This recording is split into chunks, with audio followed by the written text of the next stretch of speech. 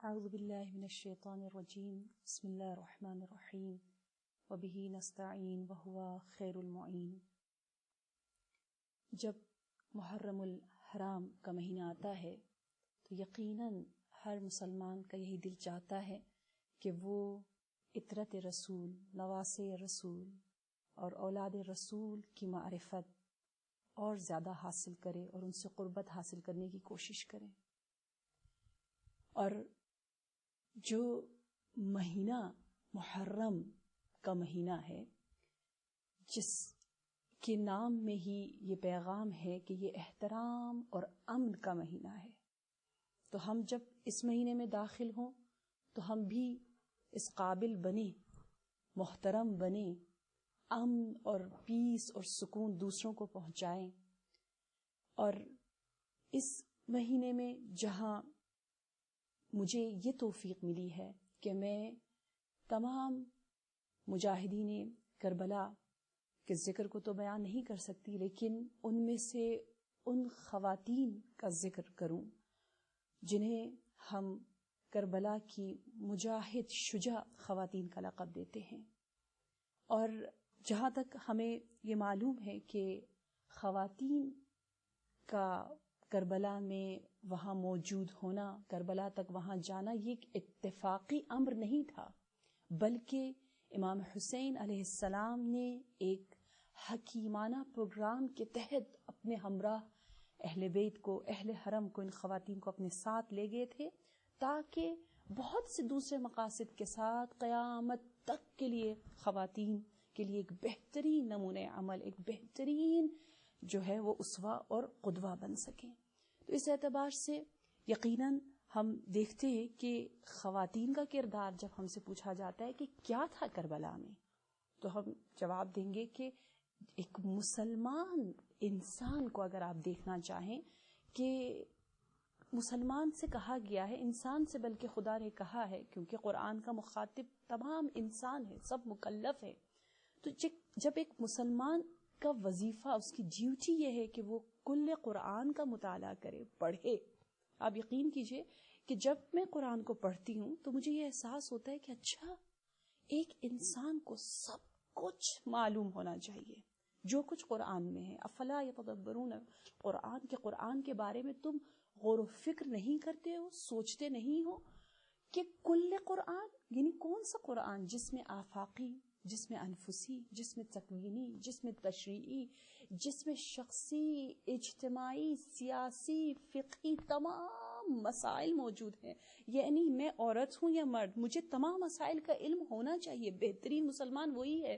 تو یقیناً ہم دیکھتے ہیں کہ اگر آپ تاریخ کا مطالعہ کریں تو اگر ایک انسان حقیقی انسان ہو، اگر وہ عبد الہی ہو، اور اگر وہ قرآن کو سمجھنے کی کوشش کر رہا ہو اور صحیح احکام الہی کو اپنے لیے بہترین نمونہ عمل سمجھتا ہو اور بہترین درس سمجھتا ہو، تو ہم تاریخ میں دیکھتے ہیں کہ کون سی یعنی انسانی تاریخ ہمیں ملتی ہے جہاں پر کوئی بھی عظیم کارنامہ شجاع خواتین کی زحمت اور کاوشوں کے بغیر وہ رقم کیا گیا ہو، یا وہ کون سی تحریک ہے جس میں خون کو گرمانے کے لیے خواتین کے رج شامل نہ ہو، یا کیا کسی ایسے انقلاب کا ہمیں سراغ ملتا ہے جو خواتین کی قربانی کے بغیر ثمر بخش ہوا ہو۔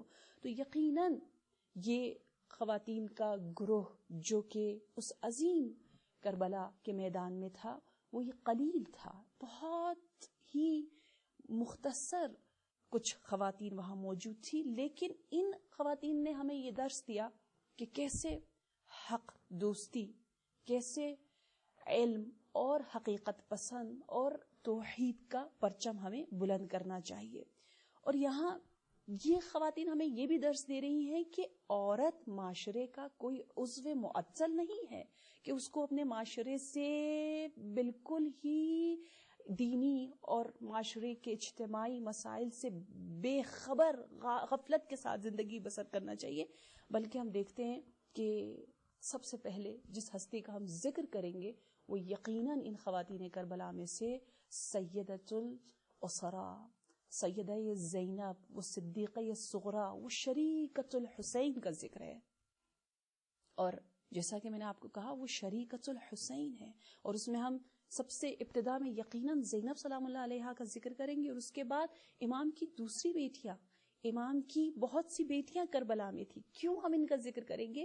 کہ مجھے پتا ہے ہم لوگ ماشاءاللہ ان ایام میں بہت زیادہ ذکر سنتے ہیں نا، بار بار ان اسیروں کا ذکر سنتے، ان کی تمام شجاعتوں کا، ان کے جہاد کا، ان کی تمام کاوشوں کا، لیکن ہمیں شاید اتنی معرفت نہیں. بعض بیویوں کا ہم نے نام سنا ہے، اور صرف بعض بیویوں کے صرف مصائب اور جو مصیبتیں جو کربلا میں ان پہ ٹوٹی ہیں صرف ان پہلوؤں کے بارے میں ہم جانتے ہیں، لیکن دوسرے پہلوؤں سے ہم غافل ہیں.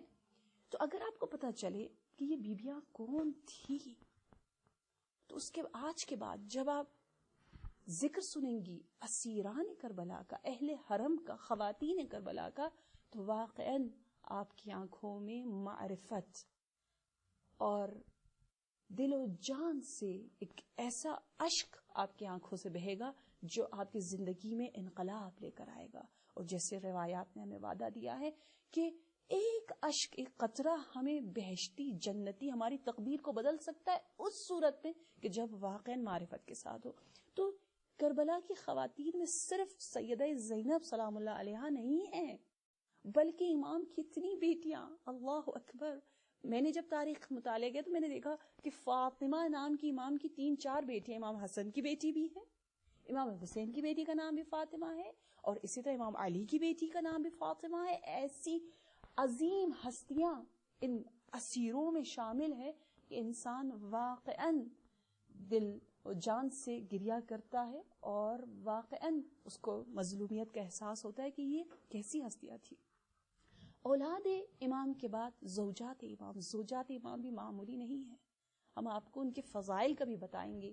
ام رباب، ام لیلا، جناب ام البنی، اور اسی طرح جناب شہر بانو، اور پھر دوسری جو خواتین ہیں ان میں آپ کو درۃ الصدف کا ذکر بتائیں گے، جو منازل کوفہ سے شام تک طے ہوئے، ان میں جو خواتین جنہوں نے جو کردار ادا کیا. بلکہ ہم آپ کو ابتدا سے لے چلیں گے کہ جب بصرہ سے والی بصرہ کو کوفہ کی جانب بھیجا جاتا ہے تو بصرہ میں کون تھا امام کے چاہنے والوں کا میزبان؟ ماریا نام کی ایک خاتون ہے. پھر کوفہ میں کون تھا سفیر امام کا میزبان؟ توآ نام کی ایک خاتون ہے. ہر جگہ خواتین جگمگا رہی ہیں. یہ کہکشائے ولایت ہے جہاں پر ہر کوئی اپنی طاقت کے مطابق جو ہے وہ ہمیں نور دے رہا ہے. پھر ہم ذکر کریں گے انشاءاللہ آپ کو جیسے بتایا توآ کا، ماریا کا، درۃ الصدف کا، زیلم کا، ام وہب کا، اور حتیٰ کہ قبیلہ بکر بن وائل کی خاتون کا بھی ذکر کریں گے، جو کہ کہتے ہیں جس طرح ہم حر کو تو جانتے ہیں لیکن ہم حرہ کو نہیں جانتے، کہ ایک حر تھا جو لشکر یزید سے لشکر حسین کی طرف آیا، لیکن خواتین میں بھی ایک حرہ تھی. انشاءاللہ ان تمام خواتین کا ذکر ہوگا، لیکن جیسا کہ میں نے آپ کو بتایا کہ ابتدا ہم کر رہے ہیں سیدۃ الاسرا ہے، جو شریکۃ الحسین ہے، جن کا نام ہر مسلمان جانتا ہے. کون نہیں جانتا؟ زینب کو. یہ نام ہی اتنا پیارا ہے، ہماری جانیں واقعاً قربان ہو. یہ مبالغہ نہیں، یہ تعارف نہیں، کہ زینب یہ نام ہی ایک ہمیں عظیم درس فکر، درس عمل، درس عبادت، درس بندگی، درس کمال دے رہا ہے. یہ نام ایک معمولی نام نہیں، ایک آسمانی، ملکوتی، الہی نام ہے. اور یہ نام ہمیں کہہ رہا ہے، دیکھو گویا زینب کہہ رہی ہے کہ جب بھی آج کے بعد میرا نام لو تو تمہارے بدن میں اور تمہارے وجود میں ایک انقلاب واقعاً برگزار ہونا چاہیے، کیونکہ یہ انقلاب لانے والی سیدہ ہیں اور جناب فاطمہ الزہرا کی بیٹی ہیں. تو اس حوالے سے انشاءاللہ ہم صرف ایسی بے مقصد بے روح نام نہ رکھیں. ہم نے ایسی اپنی بیٹیوں کا نام، اپنا نام زینب رکھ دیا، نہیں. رہ گئی رسم ازاں روح بلالی نہ رہی، فلسفہ رہ گیا تلقین غزالی نہ رہی، کہ رسم ازاں ابھی بھی باقی ہے لیکن وہ روح بلالی نہیں. نام ابھی بھی بہت سے لوگوں کا زینب ہے، فاطمہ ہے، محمد ہے، علی ہے، لیکن وہ روح کہ جب کوئی اپنے آپ کو زینب کہے، فخر کریں کہ ہاں زینب تھی، مجھے بھی زینب بننا ہے. زینب کا مطلب کیا ہے؟ بچہ انشاءاللہ جانتا ہے. آج کل بہت علم و آگاہی کا دور اور زمانہ ہے. کون نہیں جانتا کہ زینب یعنی وہ شخصیت، وہ ہستی جس نے اپنے باپ بھی معمولی نہیں، امام الاولین ہے، جو اولین امام ہے، جو حقیقتاً امام المتقین ہے، کہ ایسے باپ کے دل کو جیتنے والی